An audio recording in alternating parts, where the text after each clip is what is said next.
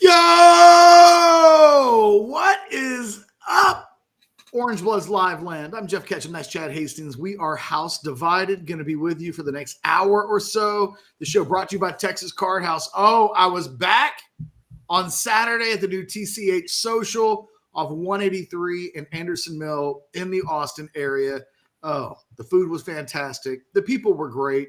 The TVs were out of this world. The drink specials were fantastic. And oh, by the way, yes, Orange Bloods will be there at TCH Social on Saturday, 11 a.m. for Texas v. Arkansas. Yeah, we'll be talking a little bit about that game today. Like, comment, subscribe to the page. We want all of those things. There's that big bad. Jason Sukamel did his first experience at Texas Card House Social on Saturday, Chad, and it didn't take long. He's hooked. He was admitting that he was texting all of his Steelers buddies and saying, hey, this needs to be our new location. Yeah. And if you haven't been there, I went by and shook some hands and met some people on Saturday that was the first time I had seen them at one of the watch parties, and they all said the same thing. This is like being at a sports book. This is fantastic. Go see what all the hype is about on Saturday when Texas plays Arkansas. It's an away game. You're looking for a place to watch it. We've got the answer for you. Yeah, Jason kept saying that, and I think it's a great way to tell people it does have a sports book feel. If you've been to Vegas and you have that feel of just a badass screen, or in this case, screens everywhere, yeah, it's that. And the food's incredible. The drink specials are great. So we'll be definitely talking about that. Can't wait to check it out and see. And yes, they have the Sunday ticket. If in the event anybody was wondering, there you go. Chad, there's a lot of stuff to get into today. It's a Monday. It should be a fun-filled, action-packed show. Mm-hmm. The Arkansas game looms on Saturday. It's one we've low-key been pointing towards for 12-plus months as a absolute possible grenade to this Texas season. There is Saturday's game in Florida where Stella got her groove back and Quinn Ewers throwing for 5 touchdowns. And generally, we're not having a quarterback discussion today, which is kind of awesome. If the Longhorns can go the rest of the season without an inquisition on Quinn Ewers and whether he should be the starting quarterback or not, Texas probably will end this thing in a really good way. There's so much that happened in college football in that I don't even know that we've had time today to even stop for a moment and talk about Georgia and Ole Miss or Miami losing to Georgia Tech. But the landscape of college football changed more over the weekend than I think I certainly anticipated when we did the buy or sell questions on Friday about, which teams would win. And what I think I bought like a group of 7 teams. I was like, oh, no, they'll all win. And they didn't. And yet here we are on a Monday, and it's 5-star Michael Fasusi time. Yeah, no, there is a lot of things to get into. And James, we see your super chat. We will get to that. But Catch, I think starting kind of at the bottom and working our way up might be a good way to do it because show's called House Divided. We're 19 days away from that game. And, the Michael Fasusi discussion does continue because we keep saying, how does the Oklahoma season affect the way he's thinking? So watching that craziness at the end in Columbia, by the way, for all Sooner haters worldwide, thank you, Mr. Drinkwitz. Appreciate it. But when that's over, Catch, think of it this way. OU's now 1-5 in conference. Assuming they don't beat LSU or Bama, they're going to go 1-7 in conference. That's worse than South Carolina did when they entered the conference. That's worse than Arkansas did when they entered the conference. That's worse than Missouri did when they entered the conference. Conference-wise. Total-wise, 5 would be the number for those teams. But it's pretty clear. The 2 Texas teams entering, they'll have the best first years of the SEC. But this Oklahoma team is going to put together a historically bad entry point into this conference. So now we're back to Fasusi. If you're that badass from Louisville, badass O-lineman, you've said Sark is your guy. You've reminded people that cover OU, hey, don't forget about the Aggies. Like, where's this Fasusi thing, Catch, as we sit here on a Monday morning where Oklahoma is about to hang bad history on their wall? I think what's really interesting and I may have more updates. I reached out to a number of people today. Okay. National, the OU side, the Texas side. Let's start with the OU side. I haven't had anybody tell me, and by the way, we've got a little bit of a flood of super chats. We'll get to all of you guys in just a second. Yep, we see all three. We'll get them. And we'll take more if you want to bring them in there. There's a sense that they're going to lose the kid, but nobody's pointed specifically to the aha kind of moment of what the final threshold would be, that he's still saying all the right things publicly. But there's no doubt, and we reported on Friday that Sam Spiegelman of Rivals.com had predicted that he thinks that Fasusi will flip to either Texas or Texas A&M. I think Texas is the perceived favorite amongst those two schools, and yet nobody's counting A&M out. But there seems to be a potential pecking order there. And OU, there just seems, I communicated with an OU source today, and they just seem to be resigned to the fact that it will eventually happen. And I suppose the only thing that can be pointed towards is they know that the season looks bad, that the program's not where it wants to necessarily be, and he's got hot girl options. You know, if you've told yourself that you're committing yourself to the 7, but then you feel like, oh, maybe the 7's a 5, and the other girls that you could potentially go out with, you thought they were 7s, and they look better than that. Texas and Texas A&M are in the college football playoff discussion right now. This does, to me, feel a lot like Anthony Hill's recruitment a few years ago, where he committed to the school that he wanted to go to. He wanted to be an Aggie. It's the reason why he picked Texas A&M in the first place. It wasn't NIL, although A&M's NIL package was going to be really, really good. Or I don't even know if they called it NIL at the time. He was just going to get paid one way or the other. And yes, but I guess it would have been NIL. And ultimately, he decommits from A&M because the Jimbo thing just started to lose its shine, and it looked like a program that was starting to circle the drain a little bit under the guidance of Jimbo Fisher. He goes to Texas, and Texas is able to make the NIL stuff a wash, from what I was told, that there wasn't a loss in flipping a commitment, if I'm not mistaken. But ultimately, A&M's problems had more to do with his decision than anything else. And I think we're seeing that with Fasusi. And I feel like the people who are closest to that on the OU side of things can feel it coming. They can feel it. On the Texas side of things, this is what I find really interesting. It's not dead silence on my end. It's pretty close to that. It's curiously quiet. I will have the people that I listen to the most tell me it's definitely on. They're back in it. There are conversations that will take place, but nobody is saying the hot take thing. Nobody said we're going to get him.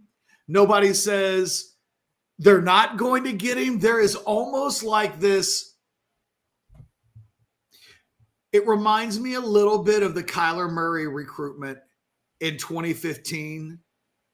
And I guess it would have been in the November, December of 2014. Sometimes when schools are getting in on a guy and they think they might flip him, and it's a rival and it's complicated, it's tricky, and all you want to do is don't screw this up. Don't screw this up. That's what Texas thought about Kyler Murray. When he takes that visit that day, the Texas coaches were prepared. This does not get out.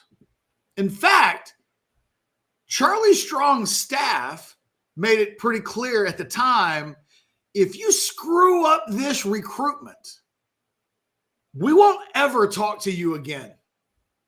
They thought they had a real chance at Kyler Murray. And although there were rumors and scuttlebutt about Kyler Murray for weeks, they were able to keep that pretty much like covered in clouds.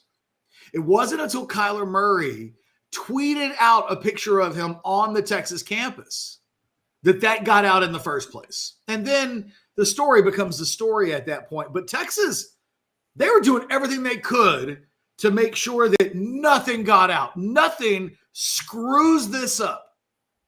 And it kind of feels like there's a little bit of this going on with Fasusi. There are acknowledgments that it looks way better than it did a few months ago. There are all of these head nods of just kind of wait and see.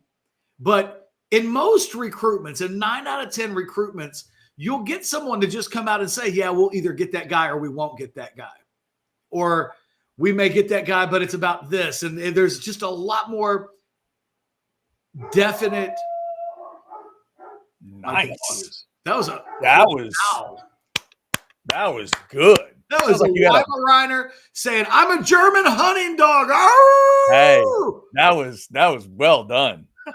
That was some gray ghost magic there. I just think that the Texas side on Fasusi right now is conspicuously quiet. It is say very little and let's see what happens in a week or 2 or 3. Mm-hmm. But I think there continues to be growing momentum that this thing is starting to look better and better for Texas. And it's kind of wild that this is the ride that we've been on, that this could potentially end this way when a couple of weeks ago, the official position was, well, maybe it's not a good idea for us to invest our money like this. And, if we're going to go $700,000 on a guy in NIL, he needs to play right away. And look at Brandon Baker. And that was a lot of NIL money invested, and he's not playing right away. And oh, by the way, we officially had it confirmed what was in the war room on Friday night, which is in the pecking order at tackle, Trevor Gooseby is ahead of Brandon Baker, that there's a third tackle, and it's not necessarily these are the left tackles and these are the right tackles. But anyway, man, if I would tell a Texas fan watching the video right now what to think about Michael Fasusi, I would say be super cautiously optimistic that it's headed in a good direction. I'm curious, though. I don't know what the actual tipping point will be. Could it be him taking a visit to College Station? And then if he takes a visit to College Station, you'd almost expect that he would take a visit to Texas. And then once the visits start taking place, that is kind of the writing on the wall where maybe he has to officially announce a decommitment. At this point, I think that might be the smartest guess. He's told us, Chad, he's likely to he told OU reporters that he was likely to take a visit to A&M. I'm waiting now for the first unofficial visit to be set up. Yeah. Because then I would expect a second unofficial visit to be set up. In fact, it's just me on a limb. It wouldn't be shocking if he shows up for the Kentucky game. There's only one home game left. And if you're going to get, and we're only 23 days away from signing day. Right. So if you're Fasusi and you want to go to College Station, do you go this weekend for New Mexico State or do you wait for the Texas game? I think you'll probably wait for the Texas game. Yeah. Wouldn't you?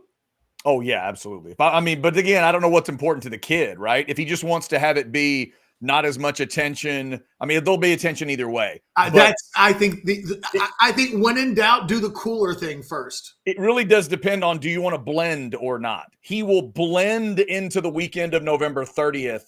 But if he decides it's this weekend, he becomes a massive story in the November Pillow Week that you wouldn't have talked about, right? That's a night kick on SEC Network, and me and like a handful of Aggies are watching that on TV.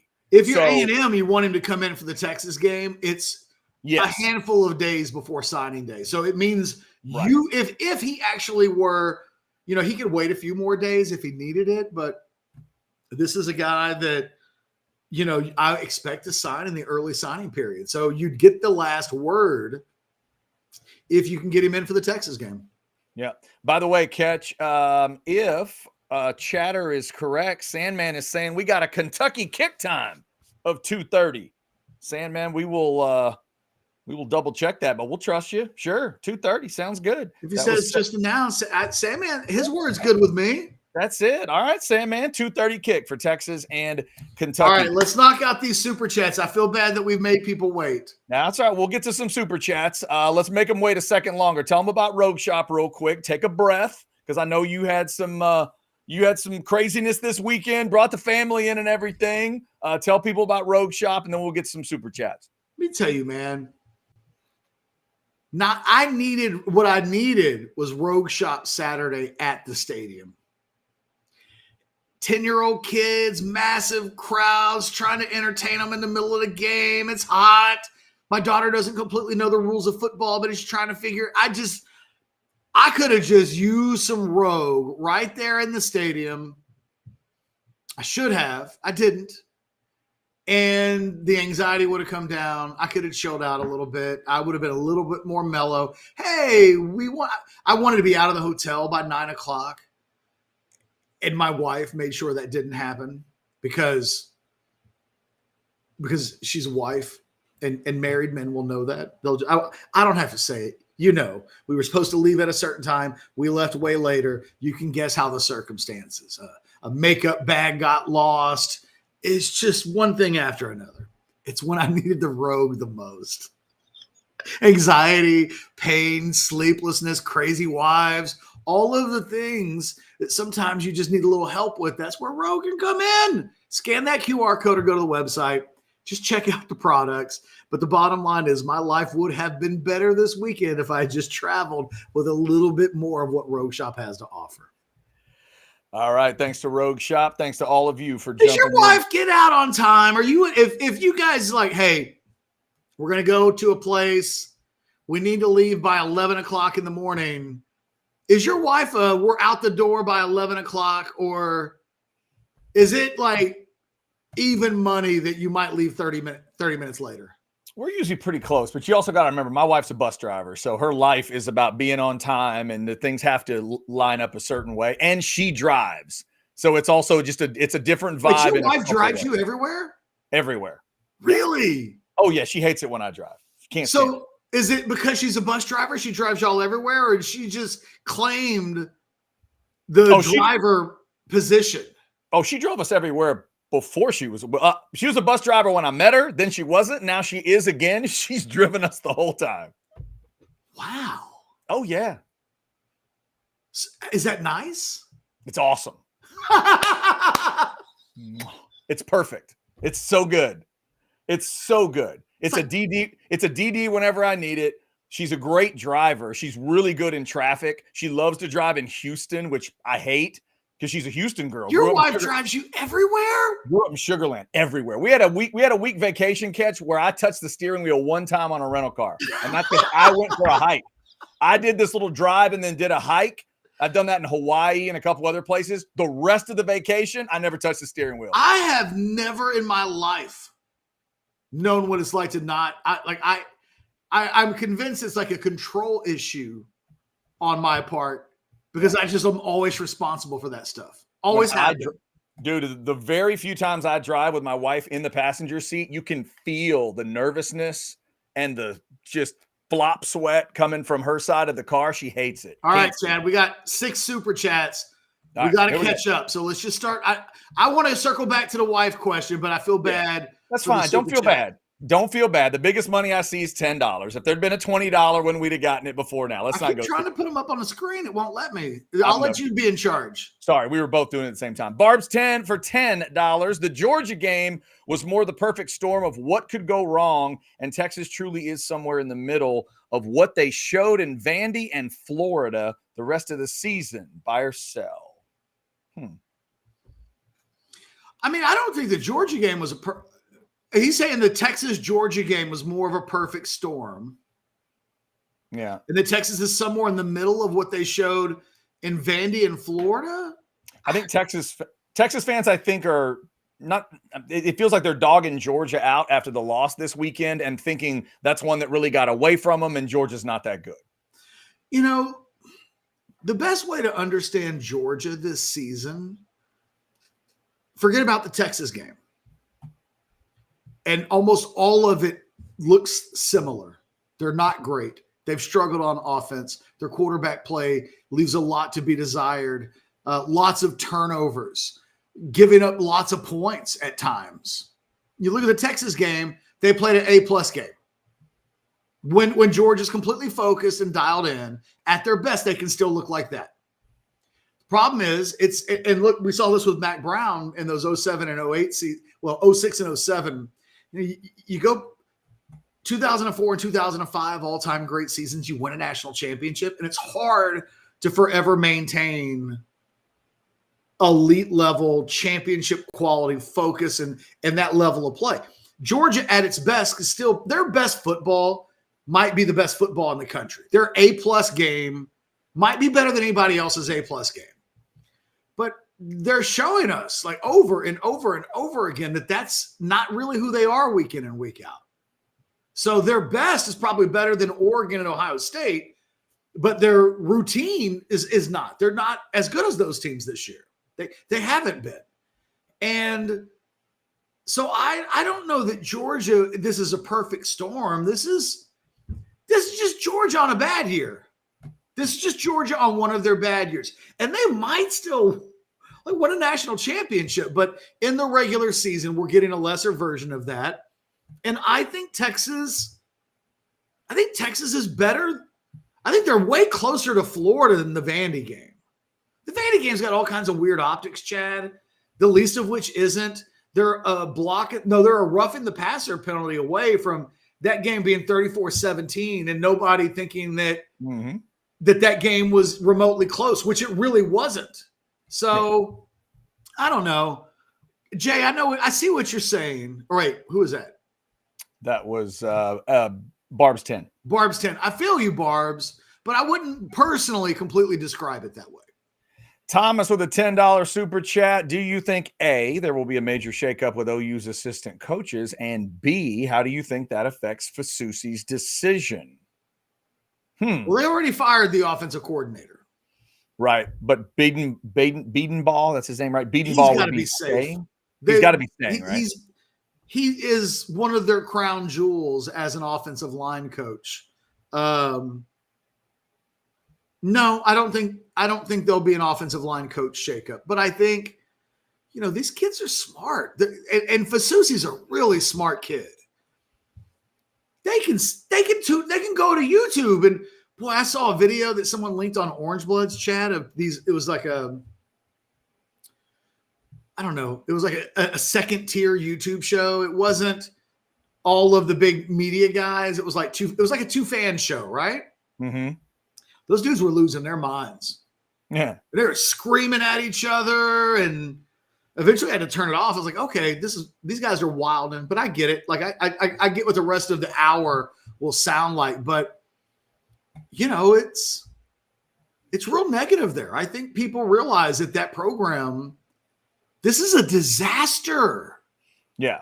Again, catch just the comparison. Missouri in 2012, 2 conference wins. 2. That's the lowest of these new teams. Catch, they've won 1 conference game. Think about how close they are to none.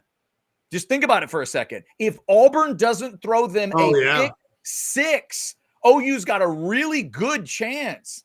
That's not even that crazy where you go, we're 5 plays away from. No. You could change 1 play in that game and they could end up 0-8. Yeah, and it is. Saturday was hard for Oklahoma fans because the team actually came out and gave a really good account of itself. They played hard. There was some good coaching inside. They're not a good team. Mm-hmm. But they went on the road at Missouri and really probably should have won that game. Yeah. And when Billy Bowman scoops up that ball and runs it in the end zone and they score 2 touchdowns in a matter of 20 seconds. Should have been done. Should have been easily done at that point. At that point, if you're an Oklahoma fan, you just qualified for a bowl game. And as negative and jaded and sarcastic as everybody would want to be about a program like OU or Texas for that matter, hey, we qualified for a bowl game. As much as we kind of would scoff at that, we know it's important. We know that, hey, ask your head coach if they don't care about the game, they care about the extra set of workouts. And so they're viewed incredibly valuable, and Oklahoma would be able to go, okay, well, we're at least not going to miss a bowl. It's not about making a bowl as much as it's not missing a bowl. And you're right at the point where you're thinking to yourself, this team, boy, they've got guts. I might not like them. They may be terrible, but they've got, oh, God, did we just fumble? Oh, no. And then that set in. They lost that game. And exactly the way, if you were an Oklahoma fan, you'd close your eyes and imagine what is the worst way that we could lose. It's got to involve Jackson Arnold just doing something that's unexplainable. What if he gets hit and he just fumbles the ball backwards like it's shot out of a cannon, and then they scoop it up and that's how they win? It's like, yeah, no, that sounds wretched. It's what happened. They would have been better off just losing 33-12 than, I think, go through what the emotional journey they go through on that game, only to leave it devastated. I don't think there's any coming back for that. I would be stunned if they're able to muster up enough to beat what will be a super motivated Alabama team with a running quarterback that when Jalen Milroe's playing well, I just don't think there's a better player in college football. I think we saw that in Baton Rouge. He's an atomic bomb of a weapon. It just doesn't always go off the way Alabama would want it to this season, but they've got to either beat Alabama or LSU in Baton Rouge to end the season.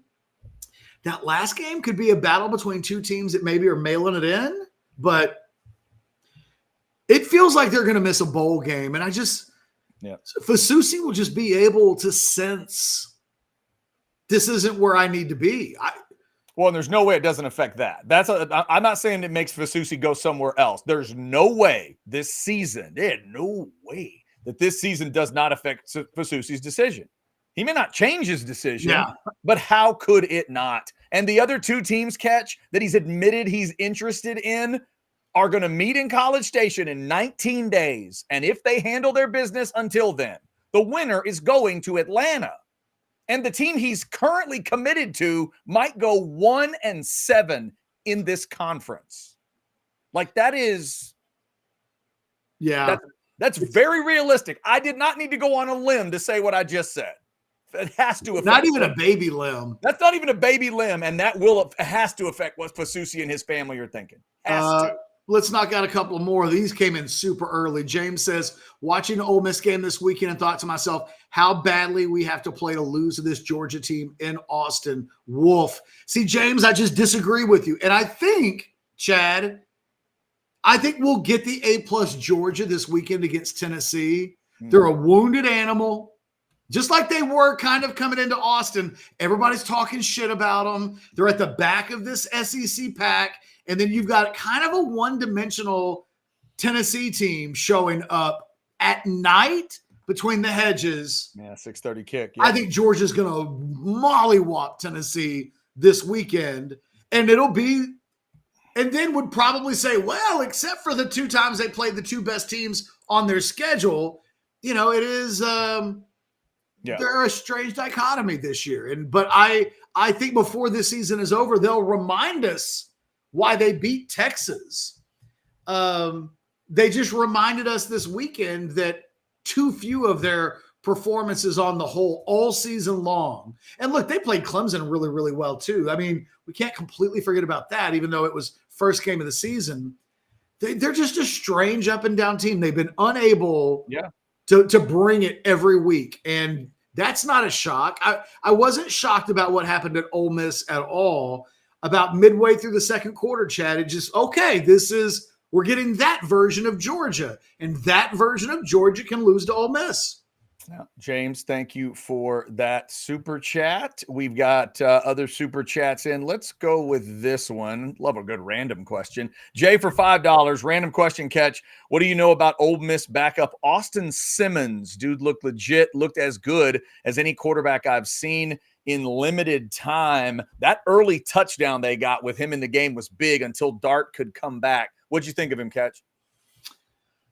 He looked good the other night. I mean, I got to be honest. I haven't paid any attention to Austin Simmons as a prospect.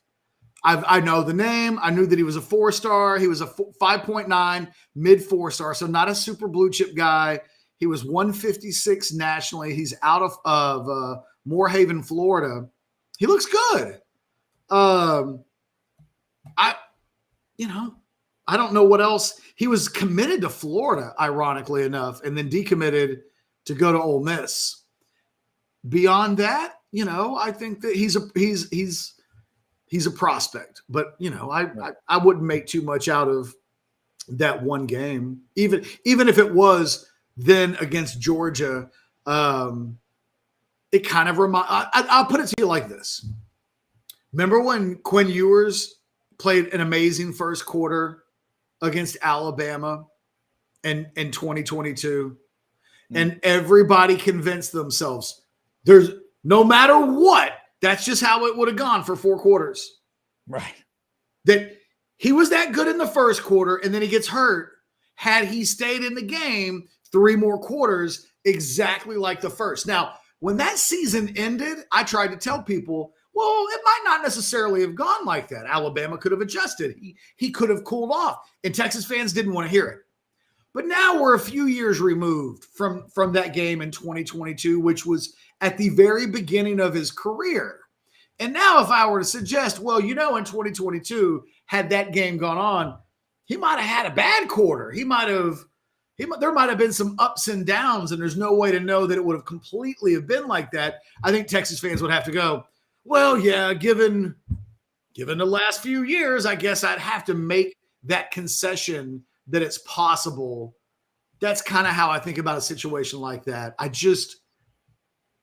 Or Casey Thompson in the Alamo Bowl a few years ago, that ultimately turns out not to be the Casey Thompson of real reality, that the real Casey Thompson isn't capable of doing that over and over and over again. So I probably have more questions about Austin Simmons than anything he did in Georgia did to answer them. But he was exciting. I will give you that. Jay, thank you for that super chat. Catch on Sunday morning, I put a post on Orange Bloods of updated tiebreaker stuff as I was seeing it in the SEC. But quickly, I thought the discussion turned to this. So thank you, Heartbeat 10, for your $5 super chat. Does UT miss the college football playoff if we lose to A&M? If not, who misses out between Aggie, Bama, Georgia, or Ole Miss? Or does the SEC get 5 teams in? That's sort of been the big discussion here, where there's a looming possibility of a 7-team tie for second place. There's even an 8-team tie for first place that could be out there. Your thought on a 10-2 Texas? Let's take this example: a 10-2 Texas, and it's a hard-fought loss in College Station. Well, let's start here. Was 2-loss Alabama in a week ago? They would have been, yes. And then we've seen losses. I think the thing that everybody's got to keep in mind is that teams aren't done having losses. So I believe that a 2-loss Texas team will make the playoffs. They'll be in the top 11 with 2 losses. I think the thing, though, that this weekend served as a real eye-opener, Miami and Georgia both lose. Mm-hmm. They fell like a rock to the bottom of the 2-loss SEC team pack. Georgia in the AP, I think, fell 9 spots. Yeah. By my eyes, they're out. Miami would still be in as the 4 seed because of the conference thing, but I've got Georgia out. Well, right, and look, the thing that Georgia will have going for them is that more teams this is why this month's going to be a lot of fun. Right, because they're about to play Tennessee immediately, so they can get right back. If they beat Tennessee, Tennessee has to be behind Georgia no matter where Georgia is. I think the thing that would happen to Texas isn't that they wouldn't make the playoffs. It's that they would fall probably just like Georgia and Miami did. So you'd go from it looks if everything holds serve in Ohio State, if Ohio State were to lose to Indiana, Indiana probably leaps in front of Texas.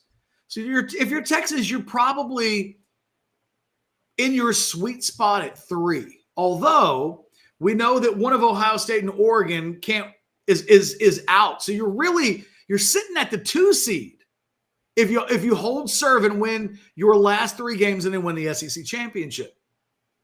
If you lose, I think you fall from really the 2 seed all the way down to a 10 or 11. I think you're in. I think Texas gets in with 2, in part because the way we're looking at the glut of teams isn't final. We're going to see more teams lose. My guess is we'll see 4 or 5 more losses that will impact teams that are in the top 10. And I don't mean 1 and 2. I mean in that pack of 5 through 10. We're going to see some changeover over the course of the next couple of weeks. I think this weekend has to serve as perfect evidence of that. Even when you think, oh, well, it's just a bunch of ranked teams playing unranked teams. What's Georgia Tech going to do to Miami? Oh, they're going to do that. Okay. Yep. And we almost saw BYU lose this week to Utah, and they kind of stole defeat from the jaws of victory. That was a hell of a game. I think we're going to see these things occur. I think Texas will be in, but I don't think they'll like their positioning if they do. Because, Chad, if they lose, they fall into a glut of teams where resumes will matter. Right. And even if you get in at that point, they're on the road. They'll go exactly. They're going to have to go between 9 and 11. Yeah, like right now, again, by my eyes, Ole Miss and Bama are the 10 and 11 seeds going to Penn State and Indiana. Now, Indiana's going to play Ohio State. We know all that. But that's going to a Big Ten environment on December 20th or whatever that is. That has a potential to suck really bad. And I think Indiana's a perfect example. If Ohio State does a number on them, Indiana probably falls behind Miami at that point. I think you're right. So, because I think we're going to see Texas, I think, go to 2 tomorrow night because Oregon and Ohio State can't both be in that top 4. They'll be ranked 3rd, but they'll be the 2 seed. They'll go to 2. Yeah, exactly. So it's a huge fall. Yeah, heartbeat. It is the question I think that a lot of Longhorn fans are asking. Also, because you have that whole thing about they've already kind of let us know that the early losses you can kind of weather. It's those late losses that could hurt you. And Tennessee, Texas, and Texas A&M are all sitting there with 1 conference loss. You control everything. Just win out and you'll go to Atlanta. But boy, if you slip, you have slipped late. And what does that mean? Well, and Georgia just showed if Georgia can fall 9 spots, right, Texas can fall 9 spots. And you can go from catbird seat to run over by a car.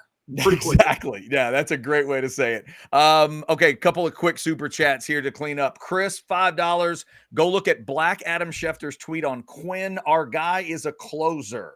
I'm not sure what that reference is, but Chris, we will head that way. We will check that out. Also, something to check out, Catch. This could just take up the rest of my week. Jay says for $2, there's a site where you can run all the simulations. Jay, please share if you could. Would love that. Would love to see it. I saw a mention of something on the Orange Bloods message board when I was going back and forth with people yesterday about tiebreakers and all that stuff. So, Jay, please let us know, what is that website? If I could sit down, Catch, and do all the and I can get a website to do it all for me, that'd be great. I spent way too much time this weekend going over tiebreaker scenarios. So, yes. But as far as I can tell, those 3 teams, and who would have thought that we'd get here, and it would literally be those 2. The 2 that'll meet in College Station and Tennessee. You control everything. Tennessee just win out, and you're good. All right, what is it on Quinn? Or can you say it? It is allegedly a screenshot of him in the DMs of a young woman. Come on now. Where he repeatedly kind of begs her to send him some pictures. Oh, no. Okay. And eventually he gets his way. And eventually it happens. Okay. All right. I see. He's a closer. All right. Fair enough. Fair enough. If you want to send us a super chat, it will go right to the top of the list. Thank you for that batch of super chats. We'll keep talking about all the computation stuff here. Also talking Michael Fasusi today. How do you watch that OU team? If you're Michael Fasusi, how does it affect what's about to happen in the next couple of weeks? Also, we want to thank our great partners around here, including AV Consultations. Here comes that spot. You got cool furniture, you got cool screens, you got cool everything, and they can do it for you in your house. Just get it thought up and they can do it. Here you go. Hi, this is Tom McKay with Audiovisual Consultations. Today's home electronics can be a bit daunting. My company has spent the last 36 years making sure they are not. For those of you who have not experienced our services yet, we'd like to invite you to give us a try for all your home electronics needs. We carry all the major brands of televisions and stereo equipment at prices you can't find in stores. And we come to you. There's no need to leave your home to find great pricing and incomparable service. No traffic, inexperienced sales geeks, or pushy showroom tactics. We believe in having some fun and dreaming big. You have a dream for your home entertainment? Let us know. We can make it come true. And we are always there to help after the job is done. We cultivate clients for a lifetime by treating everyone like their family. No, not those family members. I'm talking about the ones you actually like. So relax, hug your kids, make love to your wife, and smile. Then, when you have a moment, give us a call at 255-8678. That's 512-255-8678. Or online at avconsultations.com. Ketch, when you were in school, high school, college, all of it, did you get off Veterans Day? Do you remember? I don't remember ever getting off for Veterans Day. Are your kids off school today? No, their little asses are in school. They are in school. Okay. But they were off for voting day, Monday and Tuesday. They were off for the election. Yeah, it's just weird. Both my girls are off today for Veterans Day. Happy Veterans Day to all of you out there on 11/11 to the veterans. Thank you for your service. But as we get into this week, one of the things that jumps out to me, Catch, just real quick, we were talking some of the computations on the playoff. The four teams for me that would be out right now are Georgia, SMU, A&M, and Army. And think about those four teams and what opportunities are in front of them. Yeah. I mean, SMU, obviously. Georgia, like you just mentioned. A&M clearly with a chance. And I'm going to keep saying Army's playing Notre Dame because, Catch, Army they're 3 spots in the AP away from Boise. 3 spots. If they go to Notre Dame and win, Boise is sunk in this thing. They'll take Genty and send him to New York for the Heisman ceremony, but they can kick that team out of the playoff like that. Now you got to be well, and the Army-Navy game would occur after the announcement of the playoff. Right, unless not after the announcement. No, I don't think it's that late. I think it's the week. No, they do it after the championship. Oh, sorry, you're right. Army-Navy occurs after the championship games. Right, that game would occur. You're right. After they would make the announcement, that would be true. And I don't know. I haven't looked at the standings to see if the other Army-Navy game we've talked about could happen. Like, is Army up for that conference title? Are they going to be in that conference championship game? I'm not even sure. But, man, if they pull off that upset at Notre Dame. Imagine a world where they get in but then lose the finale, and then let's say Georgia gets left out at the expense of Army. Right. Well, and here's another thing, Catch. Back to the question somebody asked. Think about it. If you're a Texas fan, Georgia fan, Tennessee, that group of SEC team, A&M fan, root like hell for Army because they'll take Notre Dame's spot. If Army beats Notre Dame and they're in that 10 area, Notre Dame may fall all the way out.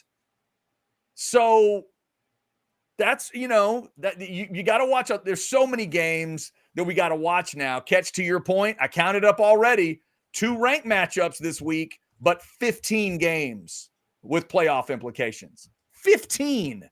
It's incredible. No, this is what I've been waiting for. I'm ready. Yeah. Okay. Here we go. Jay Lee trying to help everybody.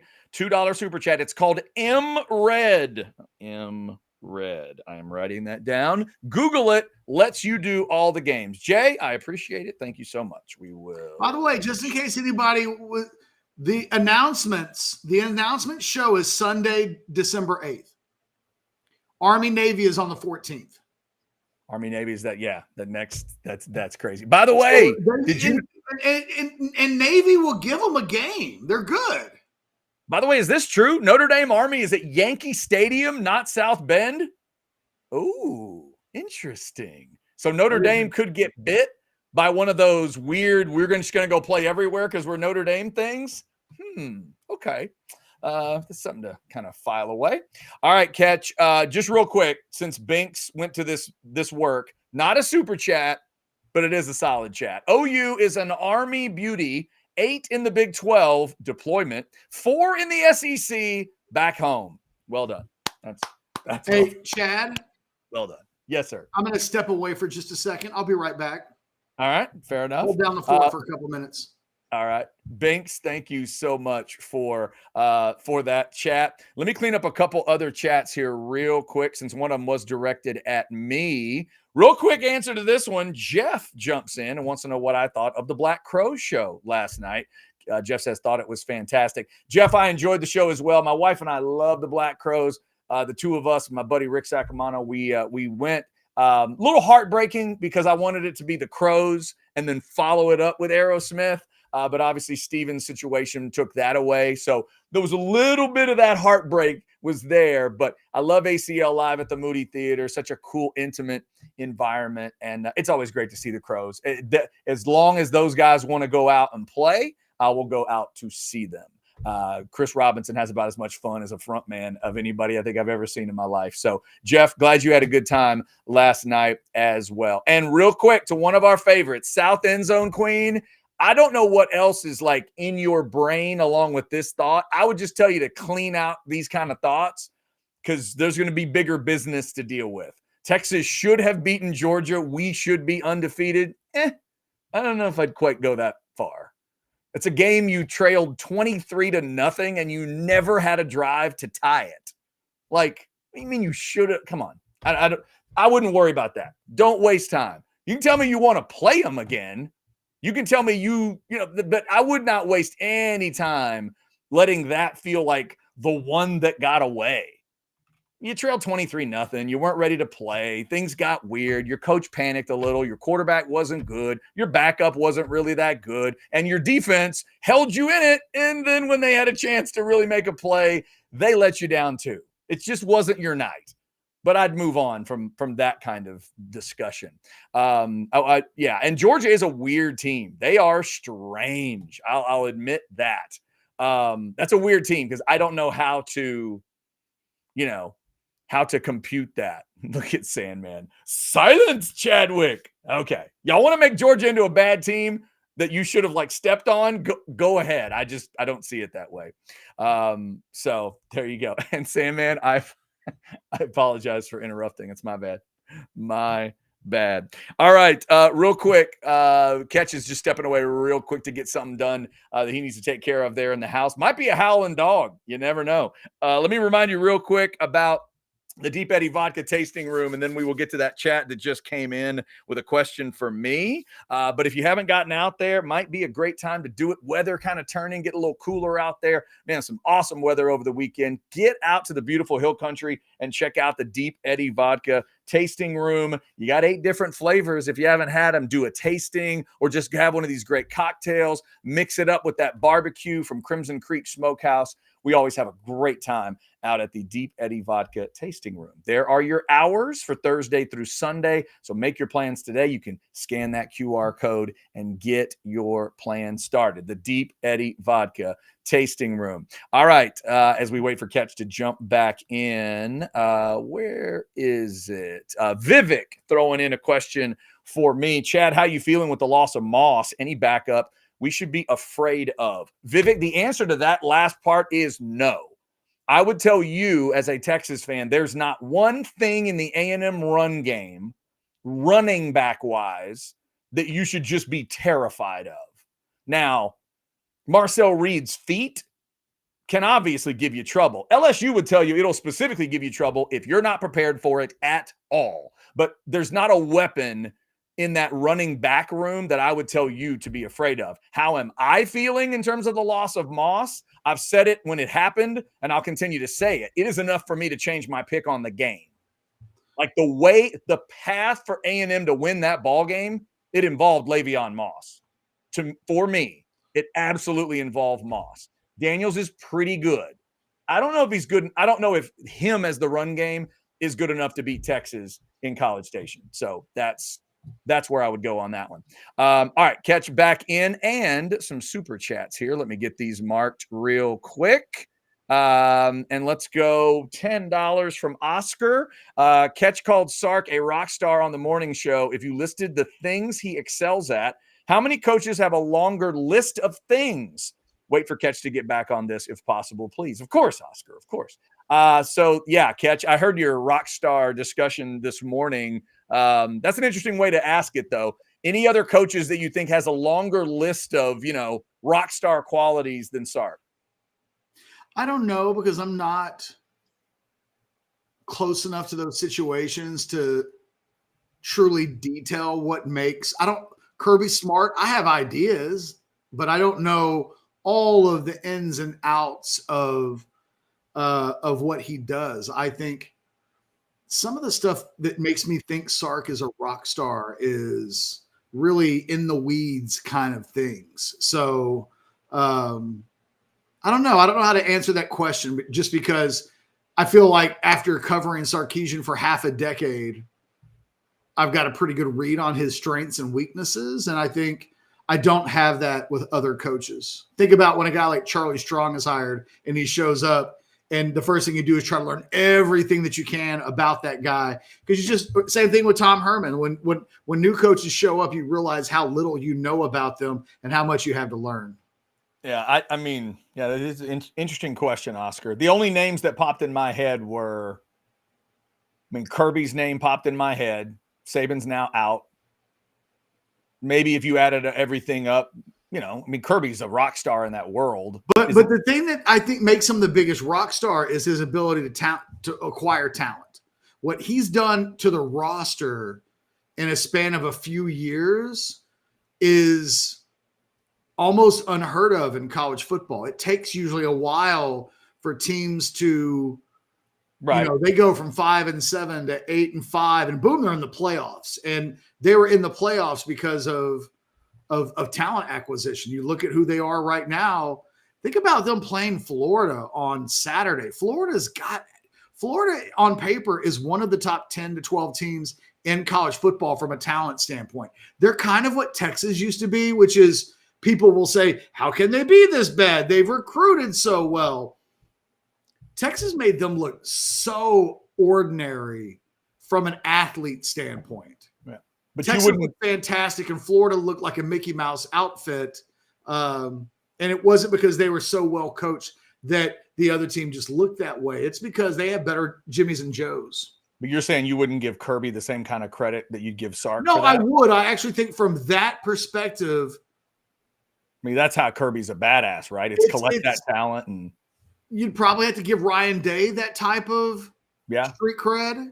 Yeah, and I'm telling you, if he keeps going like it's going, when does Lanning enter that discussion? He's not. He and Sark are probably knocking on that door together. Although, that's fair. But that's the company that we're talking about. There really aren't many nominees, right, for that particular trait, and I think it's an incredibly important trait. Without it, Texas isn't anywhere close to where they are right now. They might be more like Oklahoma than they are this current version of Texas if Sark's ability to truly recruit elite everywhere out, even if he was the old Mac Brown style of sorts where it was, he just focuses on in-state, his ability to go national has made such a big difference. So that one trait, it's not the only thing that Sark does well. I think everybody knows that. But of all of the things that make him a true rock star, that is the quality that travels. You can, there's a reason why when he was at USC, they had #1 class in the country. And it was the reason why when he was hired, I thought to myself, well, if he can do that at USC, he's probably going to do it really well at Texas. And he has. It is just like with Mac Brown before him, it is the single most valuable piece of the pie that he brings to the table, in my opinion.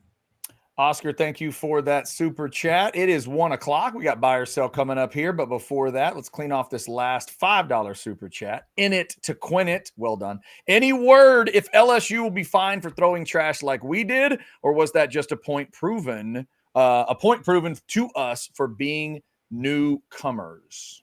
Hadn't heard anything. I have not either. It certainly was not it didn't appear to be the amount of bottles. I mean, I guess that's a bit of detail or syntax or whatever. Also, Catch, I think the SEC actually pays LSU if the bottles aren't whiskey bottles. That's obviously not true. But I was excited to see it was water from the LSU fans.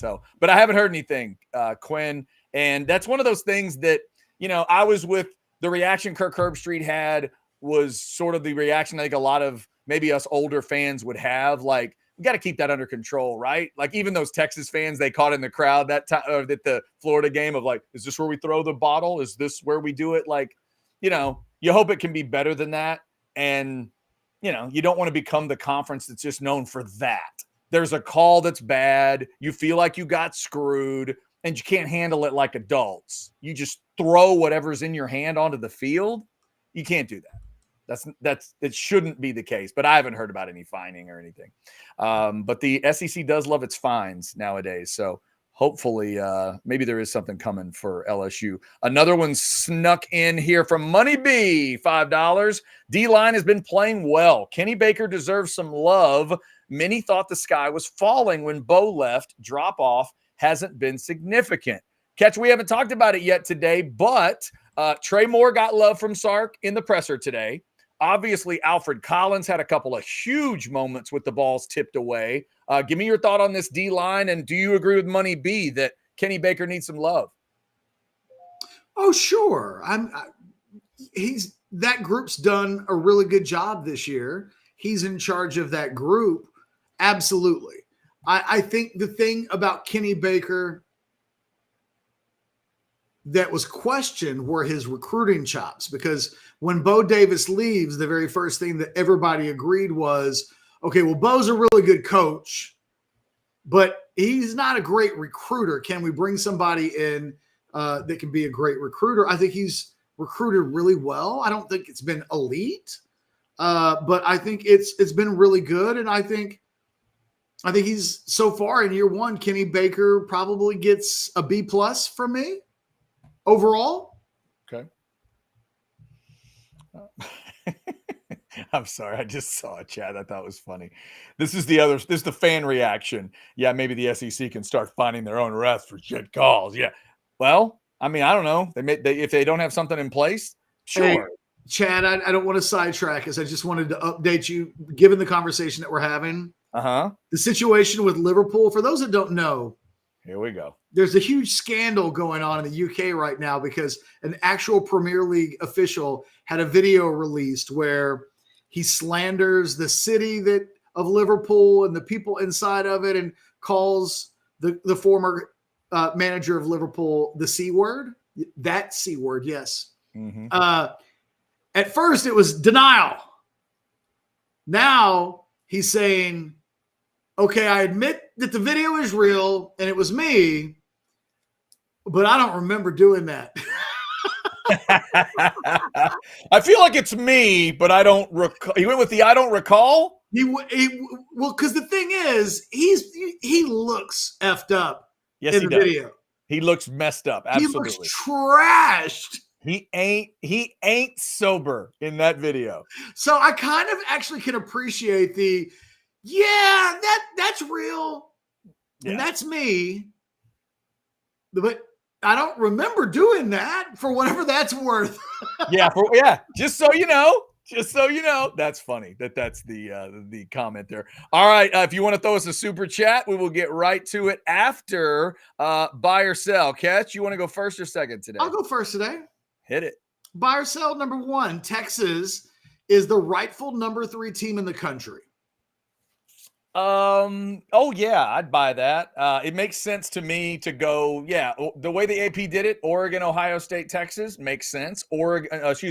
Ohio State's loss looks a little better than Texas's loss right now.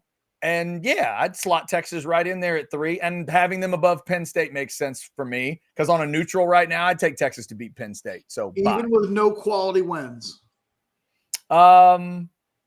Yes, because again, I'm one of those people that at the time, I know the two teams are 5-5 now, but at the time, I'll give you credit for going and whipping Michigan. If you'd beaten Michigan by 1, it's different. You whipped Michigan in their house and you shredded OU. So you took 2 average teams and you kicked them around, and you've looked pretty damn good. So yeah, I'm off the top of my head, I cannot think of another team that I would put above. It's got to be Oregon, Ohio State, them, and I can't think of who else belongs in that 3 spot. So I'm buying. Kind of weirdly enough, a lot of the teams that still have 1 loss haven't. If you look at the teams with 2 losses have good wins. The teams with 1 loss, because there's not really anything on Indiana or Penn State's resume that makes you go, oh, well, they did that. That's what the interesting part will be, Catch. If we do end up in these weird tiebreakers, the committee, unlike the SEC, the committee seems to care about the wins and the losses. What's your best win? What are your impressive? And then what's the worst loss? Like if Tennessee ends up in a tiebreaker, they lost to Arkansas. If Ole Miss ends up in a tiebreaker, they lost to, I think it's Kentucky, right? You're losing to the lower end, the middle or lower end of a conference versus, let's say, Texas. If Texas has a close loss to Georgia and A&M, that's going to feel different than some other teams. So that's going to be fascinating to see how the committee might have to dig through all that stuff. Buy or sell number 2. You'll take Arkansas with the points this weekend. Buy. Absolutely. I may get to a multi-score game, but I'm not getting to that number. What's it, 17 and a half? I think it might be at 16 and a half right now, but Texas fans, I wish I could do 17. I can't do it to you, Texas fans, but what I wish I had this week for all of you is the little red flashy thing from Men in Black, because that's what you need. You need to forget about what you saw between Ole Miss and Arkansas, because your brain is telling you, Chad, this game is starting 63-0 Texas. Nope. Well, 42? Nope. No score. Grind it out. You have to run the ball. It's going to be a nasty, ugly game they're going to ask you to play. Arkansas can beat you. Say it to yourself over and over and over this week. Do not go into that game thinking, there's just no way, Did you see what? It means flashy thing. Boo, boo, boo. Stop it. Bye. Sometimes you answer questions and I'm like, I'm so glad that he was able to get that out of his system. Buy or sell number 3. Speaking of just needing to get things out of the system. Yes. Screw the Cowboys. I like that you've had this same buy or sell now. It just keeps moving.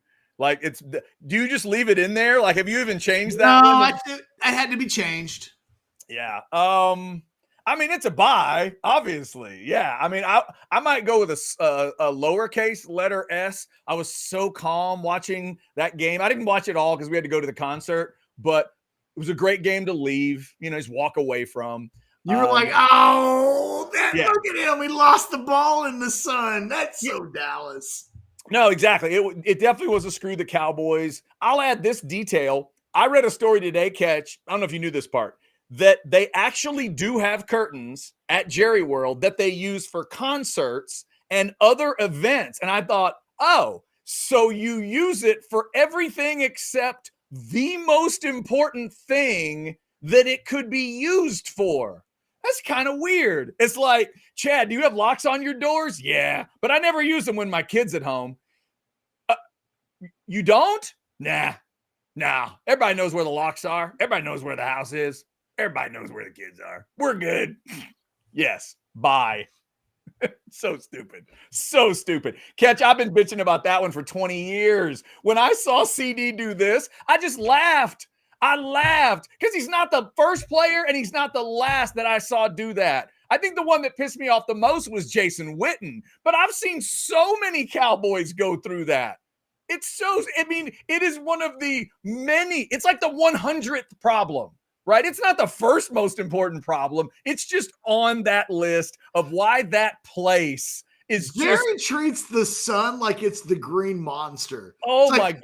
You want my stadium to lose its character. And it's like, well, no, There's never been a more perfect home for a football team. And for all you young Cowboys fans, just remember the most important part. It's got badass artwork. So how dare you? It is gorgeous. Oh, it's beautiful. Have you been there? It's incredible. And You're like, pizza, oh my God, it's an art gallery in a stadium. it's incredible. And pizza only costs you $80. Stop bitching. By the way, a fight just broke out on level 2. Yes. Just in case you wanted to go to a Cowboys game. Yeah, right. Buy or sell number 4. You're not really a Yellowstone kind of guy. Yellowstone, the TV show. It's got to be a buy since I've literally never seen an episode. It doesn't make sense in a way because I can get into a good Western feel. Family drama, no problem. Don't mind, language, nudity. You know what kind of shows I can get into. I dig me some Costner. That woman is incredible. The main woman, Miss Dutton. Beth. I mean, there's all these different people in there. Every time I see a scene of it, I go, I got to find that show. Just have never done it for some reason. So it's a buy, but if you want to convince me to try to get into it, I could probably do it. I just haven't got there yet. It starts off like, oh my God, this is the greatest dopamine hit I've ever had. There's sex and killings and booze. And are those boobies? And did somebody just say motherfucker? Like, yeah, right? But then at some point you're like, let me just put it to you like this. They took a 2-year hiatus. Okay. Came back with the season. It's the final season. And they're doing half seasons. It's the final episode of the half season. They open up with a pretty major event. And then in the guts of the show, it's all unimportant flashback scenes that have nothing to do with anything that just happened. Wow. Okay. Like at one point, Beth calls Rip, says, I need you to come home. And he's like, cool. The next scene, you see Rip in the car driving. He's driving fast. And then it's like, wait a minute. Is he driving to Texas? Why am I watching a scene where Rip lets a girl pet a horse and then won't let 2 other people pet a horse? Okay.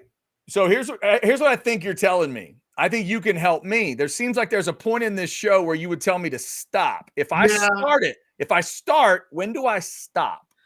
I don't know. It's okay. They let this girl on the show named Teeter in the show, and she's allegedly from Texas, but you can't understand. She's got a little bit of like Boomhauer in her. Oh, I got you. Okay. And it's like, oh, she's from Texas because everything that comes out of her mouth is like, hammer, you know. Always be afraid at the bar if you meet a girl named Teeter. That's I'm watching the show. Honest to God, I was watching the show last night and I was like, wait a minute. Did Paramount accidentally hit play on an old show, and in the middle of season 5, episode 9, I'm watching season 3, episode 8? I was literally checking social media to find out, am I the only one seeing this? It's bizarre. You wait 2 years to bring a show back, and half the returning episode are scenes from old seasons? Just okay. All right. And finally, Demi Moore turned 62 today. And I realized I might get a Demi Moore question in buy or sell from you in Hotter Than. I actually stayed away from it, so you're good. Go ahead. Okay, because when I saw that it was Demi Moore's birthday, I mean, it's the birthday girl. It's Demi Moore. It is. Buy or sell number 5. I think this one's difficult. Okay. I don't think it's cut and dry. All right. Prime on prime. Prime on prime. Demi Moore hotter than Rihanna. That's interesting. I thought of like a brunette on brunette with Demi and somebody else, but I didn't go there because it was a little strange on a prime on prime. This one is fascinating though. So prime on prime, man, they're both so incredible in their prime. Demi Moore, hotter than Rihanna. I think you got to sell and go Rihanna because of because of all the ingredients of the word hot. Like you could get to that moment and realize, oh, Demi Moore is kind of a normal person. Like Demi Moore's this and that. And oh, Demi Moore and I both like this book or whatever. But if you head down that Rihanna road, I think you're going to figure out things that make her even hotter than you thought she could be. Demi, I think, will feel more normal down the road. Rihanna's just going to get hotter. Like, you're going to find out Rihanna, if you go to the grocery store with her, you're going to find out, God, that is the hottest way to buy mayonnaise I've ever seen in my life. My God, she just went and bought kitty litter, but it was the sexiest thing I've ever seen. So I got to sell and go Rihanna.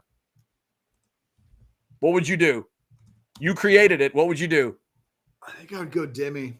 Like the absolute hottest that Demi Moore has ever been. Now, we've discussed this before, but is the hottest Demi Moore for you striptease, or are you more of like a G.I. Jane because of the shape she got herself in? That is a great question. Because I'm a striptease Demi Moore guy. If I'm going to have a Demi Moore in the prime, I think I'm going with that one. I tend to agree that Demi Moore striptease is the apex of her hotness. I think there's a longer stretch of time, and Demi Moore's still amazing looking, but I think that Rihanna's probably had a longer stretch of a prime. Demi's kind of resting hotness is like an 8.5. Mm-hmm. But I think striptease, she gets close to like Victoria's Secret hot. Yeah. And I don't know that I ever have thought to myself, Rihanna is so hot she could be a Victoria's Secret like super angel model. Yeah, well, your side is definitely winning over in the chat. I see one sell, but all the buys. So Demi Moore on her birthday, definitely getting some love. Happy 62, is it today for Demi? Yes. Yeah, happy birthday, Demi Moore. 62 years old today. All right.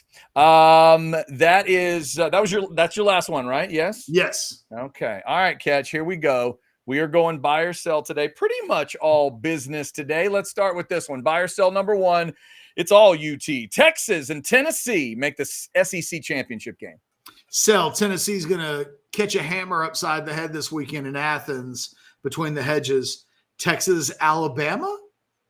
Okay. Tennessee did lose to Arkansas. That'll really hurt them if Georgia comes to get them. Buy or sell number two, Catch. Different part of the bracket. Indiana won't make the CFP. Sell. I think they'll be 11-1, and I think they'll make it. They are 10-0, and cooking up that trip to Columbus very soon. They've got a Big Ten label, and they've got a schedule softer than Texas's, like by a lot. Yeah. But they keep winning, and look, they're doing what Texas is doing. They're playing their schedule. They're mostly beating the crap out of the teams that they're playing, Michigan game aside this weekend. So I think they're going to be given benefit of the doubt that if we took the name off the resume and just put the resume up, and you could do this to Texas as well, because Texas's best win might be Vanderbilt at this point. And if I'd said before the season that Texas's best win of the season through 10 games or 9 games would be against Vanderbilt, would we assume that Texas was 4-5? Yeah, you would definitely know they'd lost to Georgia. Yes, that's the first, and then you'd worry about Michigan and OU, and it's like, wait a minute, hold on, what's going on? That's a good point.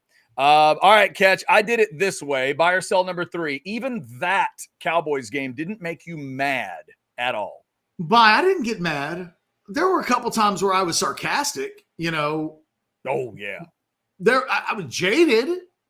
But mad? No, I watched the game exactly where I'm sitting right now. And I had no hope going in. I don't expect Dallas to win a game the rest of the season. So, wow. I hadn't even looked at the schedule to consider that kind of thing. I haven't either. But they play the Giants again, don't they? This team with Dak, if Dak were playing, they would have lost yesterday. If Dak were playing, they might get to 6. Yeah. But without Dak, this is just otherwise the whole they bet the season that Dak being the runner-up to the MVP a year ago meant that they would get elite quarterback play, which would offset all of the holes elsewhere. Dude, we signed Zeke Elliott to be the answer to our ground game, and we're surprised that in week 9 that it's not going well. So I had low hopes going into the season. I don't expect them to win a game. I'm rooting for a draft pick. There's nothing else to play for. Okay. You know what I don't want? I don't want Cooper Rush to go out and be Herculean against some team, and it means instead of the 4th pick in the draft, we have the 9th pick in the draft. I don't need heroes on this Cowboys team. It's not worth it. You just said Cooper Rush and Herculean. That was funny. Well done. Buy or sell number 4 along those lines. The Texans will beat Dallas by 14 plus. Buy. Yeah. Oh, yeah. And because that's a team, boy, Texans woke up today. I haven't talked to any Texans fans, but I'm surrounded by them. Those poor bastards. Catch. I'm going to tell you. How'd they lose that game? If you don't believe, if you went into yesterday not believing in the whole Dan Campbell kneecap biting grit and all that, how in the world do you go on the road in the NFL, throw 5 picks and win? Like, it's just, I don't under. It reminded me of Romo against the Bills on Monday night in 2007. That's a great example. Yeah. The other team and they won has that to game help you. like under weird circumstances, and Generally you can't do that by yourself. The other team does have to help you. The Texans, and I thought CJ Stroud owned it pretty well after the game. Like, he put it all on himself because he's like, the defense gave us all of that and I couldn't give them anything more than I did. That's on me. I agree with him. It is. I mean, you got to win that game. Lose that game. Cannot lose it. Too many gifts. And finally, Catch, speaking of big games that the fans think you can't lose, 19 days until House divided. You got Texas by 10 plus. Sell. I'm picking Texas to win that game, and there's no hesitation in that. But 10 plus, I don't know that I'm picking Texas to beat Arkansas this weekend by 10 plus. So, I think that these are the games late in the season against rivals. You just got to win. Ask BYU. Are they okay with beating Utah by 1 point on Saturday? They are. Yeah. What a ball game, too. Godly. I was reading. No style points on that, Chad. No. But they're undefeated.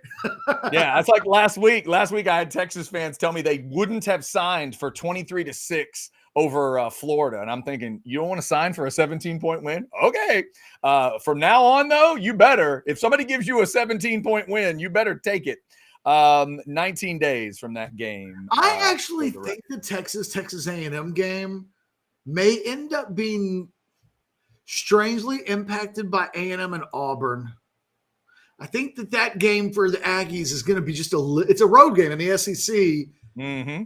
Late in the season, you never know if that's the game that Auburn shows up for that game and then doesn't show up for the Iron Bowl. It's just college football gets a little weird in November. No doubt. And when you go on the road, I mean, think about Texas in 2004.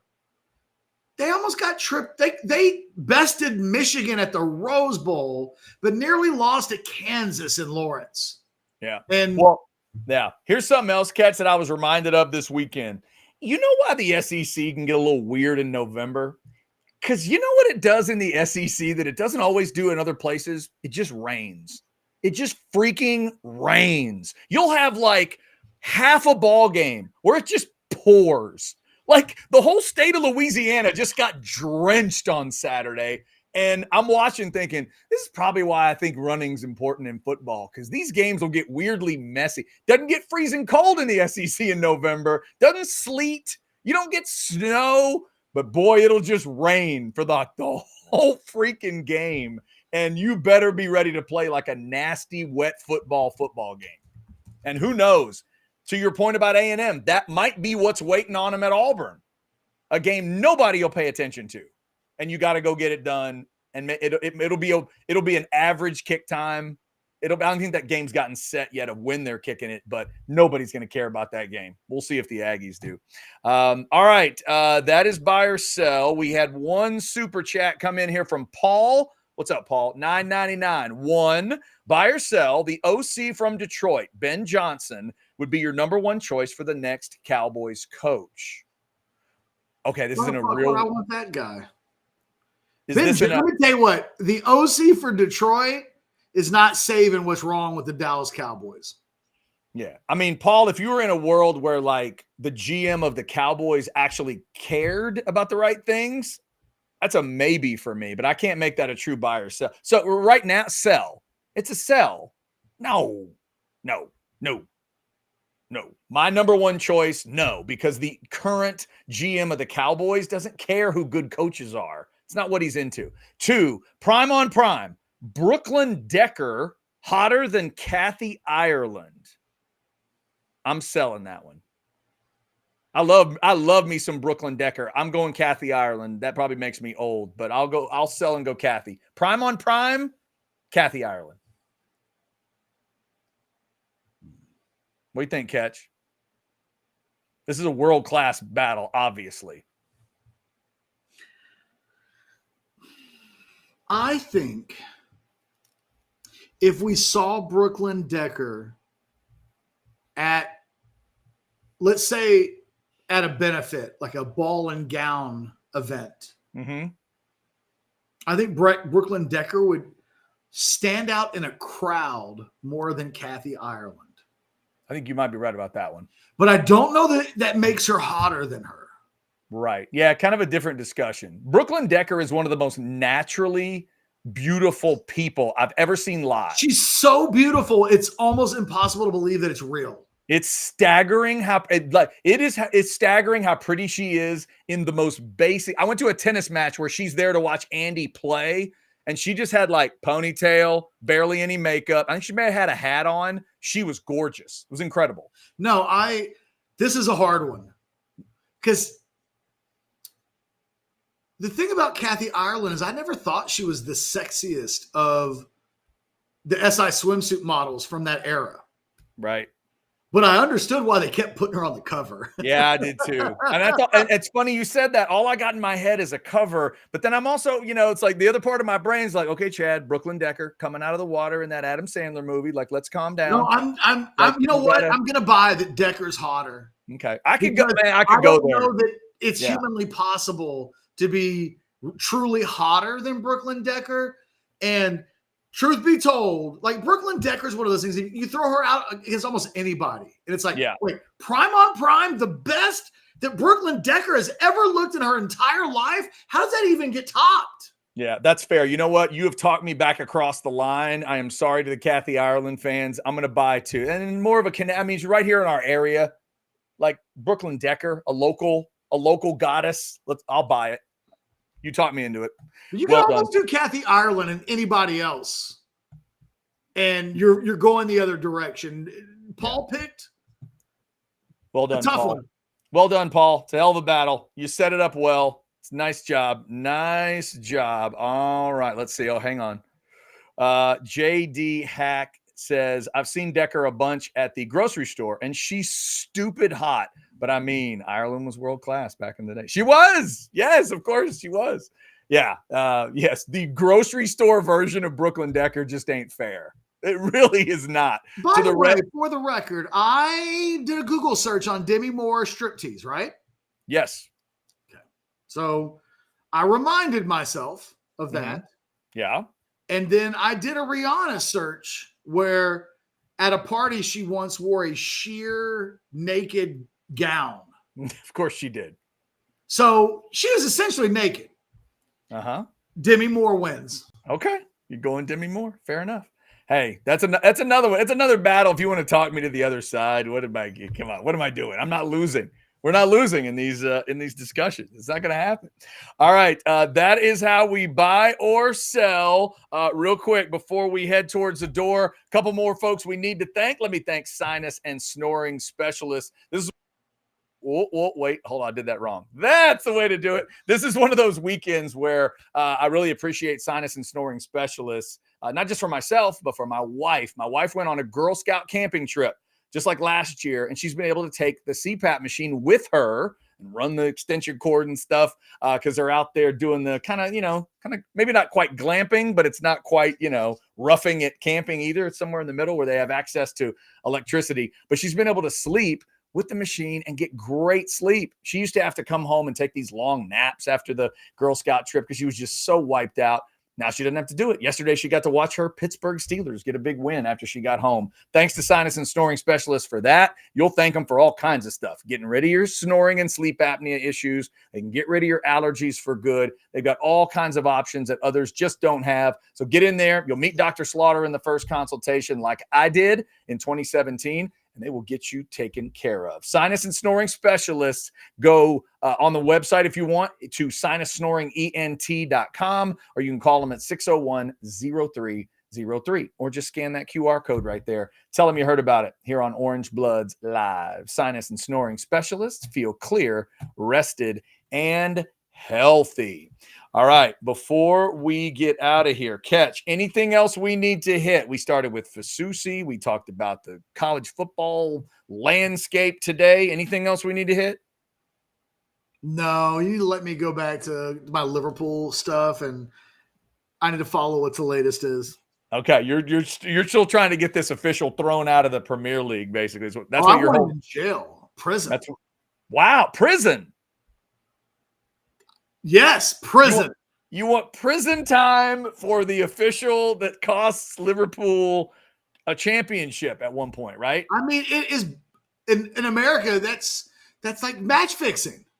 Okay, fair enough. All Dudes right, go to jail for match fixing. See where that story goes. Also, real quick before we get out of here, thanks to Specs, almost 1,000 of you in that Specs chat. Remember to get stocked up. It's another early kick, Texas, Arkansas. Oh, if you don't have drinks for that one, you need to get some. Specs same-day delivery can save the day with our Specs app or online shopping. From world-class wines to hard-to-find spirits and craft beers to gourmet foods, delicious snacks, and spectacular sweets. It's Specs. Cheers to savings. Catch, just real quick before we get out of here, I will leave you with this. I looked up the last 5 times Texas has played Arkansas. The winner has outrushed the loser. 333 to 139, 191 to 2, 208 to 11, 259 to 175, and 265 to 62. It doesn't really matter for Saturday morning. That really is irrelevant in a way, but I'm just laying it out for everybody. Running has been kind of important in this matchup. Those are 2 Arkansas wins and 3 Arkansas wins and 2 Texas wins. There's close ones. There's blowouts in there, but running the ball has been really important for the winner of this game the last 5. I'm interested to see what it is this week, and we definitely need to talk about it as the week goes along. You made a reference in your 10 thoughts. I talked about it in the post game. We need to talk about this Texas run game and what we can and can't trust for this ball game on Saturday. Because I'm trying to figure it out. I think Arkansas probably outrushes Texas on Saturday. And maybe that's why you and I both think this could be damn close. Well, if the unthinkable happens, we'll remember this conversation on Monday. Yeah, no, I know. It's all I keep thinking about. We'll get into it. Some of these numbers this week, man, Texas fans need to clear that 63 number out of their mind. I'll give them one to think about. 5 total offense in the country. Arkansas is 5. 5 right now. All right, everybody, thank you for liking and subscribing and getting your notifications. Catch is going to go see about this official and the Premier League and all of that. Match fixing, Chad. Match fixing. Can't happen. Get the guy out. Football with Friends at 6 tonight. 8:30 is The Outsiders, and we got Old Fashioned tomorrow morning at 9, followed by the Modcast at 10. Y'all have yourselves a good Monday.